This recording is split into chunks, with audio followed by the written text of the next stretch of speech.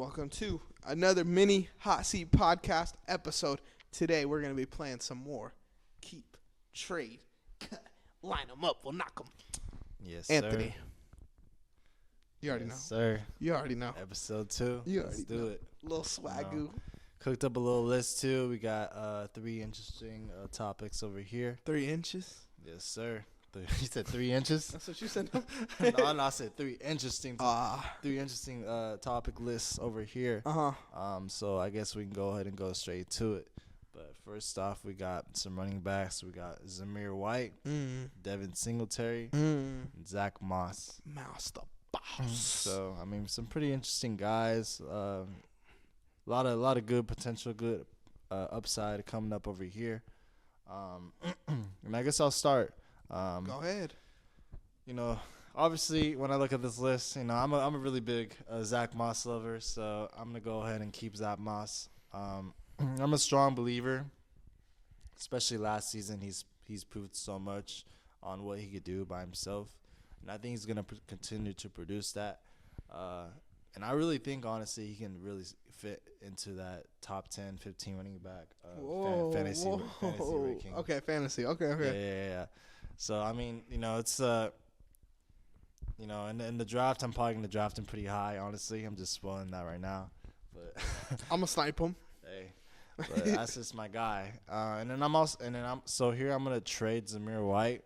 I think out of these 3, he might have, like, the most, like, high upside value. Really? Yeah. So, I mean, you know, his position in Las Vegas, he's the running back 1 for sure over there. And obviously at that time, I think he's just gonna they're just gonna feed it to him. I think that's just what they could do, honestly. And there's no real competition when it comes to that. And then out of these 3, I'm cutting Singletary. Disrespectful. He's on a dumpy team, man. You know, trash O-line, New York. They're only really gonna tank. Maybe and just. Bro, no. I'm gonna disagree with you on this one. I'm really? gonna heavy disagree with you here. All right, let's see it. First of all, when I look at this list, my clear cut is Zamir White. Like, I think Zamir White is a bad running back. I think he was just in a good situation last year, but I don't really believe in him at all. Okay. Between Moss and Singletary, bro, I agree with you. I think Zach Moss could definitely finish in that like 12 to 15 range, but I also think Singletary could do that, bro. Like, I believe in Singletary a lot. You look at like the best running back, quarterback, like option duos, bro. Daniel Jones and Singletary should have some respect there. Because Daniel Jones could move if he comes back from his injury, right? And Singletary was a monster for the Texans last year. Straight monster, bro. That was a revitalizing year for him last year. I don't see why things would change in the Giants. And now you actually have a wide receiver 1 there with Malik Neighbors. Like, they have real offense. But on the Zach Moss side, like, the Bengals are still the Bengals. You know, they had a really down year last year. But you got Joe Burrow, Zach Moss, Chase Brown, Jamar, T. Higgins, and then who's their tight end? They got a tight end too. But you got Mike Gesicki. Like, you got dudes over there to make plays. And I think Zach Moss is definitely going to be a big part of that as well. You saw how big of a role like Joe Mixon played and all of that. And to me, Zach Moss has a similar run style to Mixon, except he's a lot more electric. So I think I'd start Zach Moss, and then my second dude would be Singletary. Okay. You're trading Singletary? Yeah, I'll trade him. Even though, bro, like I might draft Singletary pretty high, but I like those 2 a lot. Zamir White, I'm not too high on. Okay, yeah. I mean, I just feel like, you know, Vegas, like for the Raiders, they're just like, what else could they do? Honestly, they just have Zamir White to trust. I mean, there's a reason why Jacobs left, and they didn't go out to get another running back. That's true. I think. You know, the coach over there and the offensive coordinators, I think they're going to believe in Zamir White. So, therefore, I'm trading that. But we'll go ahead and get into the next list. This is an interesting one that I put together. So, I got defenses. I like D. Yeah. I love D. Gotta hop on that D. So, but first off, we got the Eagles, the Lions, and Niners defense. Go Niners. Yeah, so a lot of, you know, all 3 of these teams, honestly, they had some additions and people left too, but I'm going to go ahead and keep the Lions defense. Last year, the real only struggle was honestly defensive backs. Okay. And that's exactly what they did in the offseason to fix that. You know, they drafted 2 DBs and also went and getting Carlton Davis, as well as adding DJ Reader and Marcus Davenport. I think that's stacked up. That's stacked up, man. I think it could really come out to be, the best defense next year. And some people could agree on me, some people couldn't, but I could really see the vision. The best? Potentially, yeah. The best is kind of crazy, bro. Dude, I mean, I just don't see any holes, man. And like last year, like they did pretty solid even without like a really good like DB1 or anything like that. I mean, they did lose C.J. Gardner-Johnson, that's for sure. And I guess falling into that, I'm trading the Eagles defense. I think they have a lot of hype around them, drafting 2 cornerbacks as well, bringing back C.J. Gardner-Johnson, and also getting Devin White without losing much, honestly.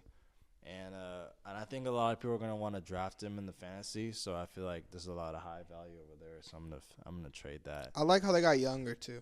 That was their biggest flaw, I feel like, last year. They were really old. They, like, were veteran defense, but they got younger, and now they could actually, like, have some electricity to that defense. Yeah. That's the word of the day. Electricity. Mm-hmm. Yeah, no, they literally had grandpas out in the backfield, so that's crazy. Or in the defensive backfield. Backcourt. But, yeah, so that leads me to cutting the Niners defense. Dang. Despite not losing much, I feel like they didn't really progress, honestly. They did get a Chase Young replacement with Leonard Floyd, and also lost a couple of the dudes. Who you said was better than Chase Young. He's better than Chase Young. Okay. Yeah. But, I mean, did they really get much better? Is what I'm saying. Did they have to get much better, though? And getting better isn't just acquisitions, because Talanoa Hufanga is going to be healthy next year, who I think is going to be arguably the best safety in the league next year. I'm an Antoine Winfield guy, and I've been going to war with him in our comments. But, bro, Talanoa Hufanga is going to be a problem next year, too, I believe. If he comes back the same. He'll be the same, bro. He'll be the same. Trust me, we'll bro. See. We'll with see. Hair like that. What are you doing in the situation out of these 3? Being the expert on D on this podcast, Okay. I would start the Lions, like you said, because the Lions last year weren't the best defense as far as like NFL goes, but we're looking at fantasy here, and that Lions defense put up numbers last year, and like you said, now they have real cornerbacks, as well as keeping the same dudes, young dudes, Like, those guys are going to develop and get better. Best believe Jack Campbell's going to have a better year than last year. Same thing with Hutch. And now, again, you do have corners there. Niners, that's the one I'm going to trade away. I believe in the Niners defense a lot, bro. I would fight in my head about starting them. Like, that's how good I think they are. And the Eagles defense, I think, just needs a year to develop. A year or two. It reminds me of how the Texans defense was last year. So I think they're young. They're not going to get worse by any means. I don't think they'll be worse than last year. But I think they'll elevate maybe to a level, like a really big level. Yeah. Yeah, that's what I think about them. Yeah. I mean, I just feel like on paper, though, it seems like the Eagles defense might be better than the Niners. I feel like it don't work like that, though, because, like, you got to look at who's heading the defense, bro. Like, Shanahan compared to Sirianni, bro, I think Shanahan's probably a better coach than Sirianni, Yeah. No, for sure. For sure. But I get what you're saying, too. On paper, you look at player to player, you could definitely make that argument. Yeah. Yeah. Nah, I mean, like the coach and coordinator definitely plays a really big role in this situation, so I could agree on that. But let's crank this last one. This last one, we got a little dynasty over here. Jahan Dotson, Garrett Wilson, and Christian Watson. I'm going to go first. Oh, you want to. I want to because I see your answer, and I feel like your answer is crazy, so we'll let you close out the show. All right, let's see. But I'm going to start Garrett Wilson. I've been critical of Garrett Wilson over time, and I feel like it's kind of valid. A lot of dudes ball out with struggling quarterbacks, and Garrett Wilson hasn't really done that. He's balled out, but he hasn't, like, been what people talk about him as, or I don't know if that made sense. But he's like Yeah. not at the level as people are like showing him up to be. I believe in him, but I would start him with Aaron Rodgers there. I think he's definitely going to have a better year. Mike Williams might take some touches, but we're looking at dynasty, and I think Garrett Wilson's going to have a lot longer career than Mike Williams. I like Dotson and Watson a lot, the Otson brothers. But I can't keep doing this shit where I believe in Jahan Dotson every year and he lets me down. So I'm gonna trade Christian Watson, I think, and I'm gonna cut Jahan Dotson. I think Christian Watson, him and Jaden Reed have kind of like rose up to be the wide receiver 1 and 2 of that Packers team, whether you like it or not. Christian Watson disappeared a lot last year, but he was also hurt a lot last year. Like, I'd love to see a healthy season. Jahan Dotson in a healthy season has disappeared before. And yeah, I mean, I hope Jahan Dotson balls, bro. I'm a fan of him, but I don't know. I need to see it. The thing is, Jahan Dotson didn't have Jaden Daniels as his quarterback. And now he does. Don't do this to me, bro. I don't want to hear this actually, bro, because you're gonna talk me into him again, bro. I feel like I get into him every year, bro. Dude, yeah, I mean, we know the struggle the Commanders had at quarterback, and I'm gonna go ahead and start off hot, but I'm keeping Jahan Dotson here. Obviously, there's Terry McLaurin still there in Washington, but he's turning 29 September, and we already see a lot of regression when it comes to receivers getting into that age, close to 30. I'm trading Garrett Wilson. I think out of these three, that he has the highest value. Mm-hmm. Also, with Rodgers coming back, he's going to be the quarterback there for maybe a year or two, maybe a little bit more than that. But the thing is, like, when he departs, like, who's going to help him, like, progress, Like, who are they going to, like, are they going to, like, draft another quarterback? That's true. Who's going to be the next quarterback? We don't know the answer. And we've already seen, like, what Zach Wilson has done with Garrett Wilson. He hasn't really, like, upscaled his production. Even though, like, he's still been a good fantasy receiver, like, obviously his potential is a lot higher when a better quarterback's there. But what if he leaves? Like, I was agreeing with you for a second because, like, the Jets have shown time and time again that they don't have the ability to draft a good quarterback. Yeah. But what if Garrett Wilson's like, all right, fuck this when Aaron Rodgers is done? I mean, it's possible. It's definitely possible, that's for sure. It just really just depends on the receiver's, like, opinion, right? And that leads me to cutting Christian Watson.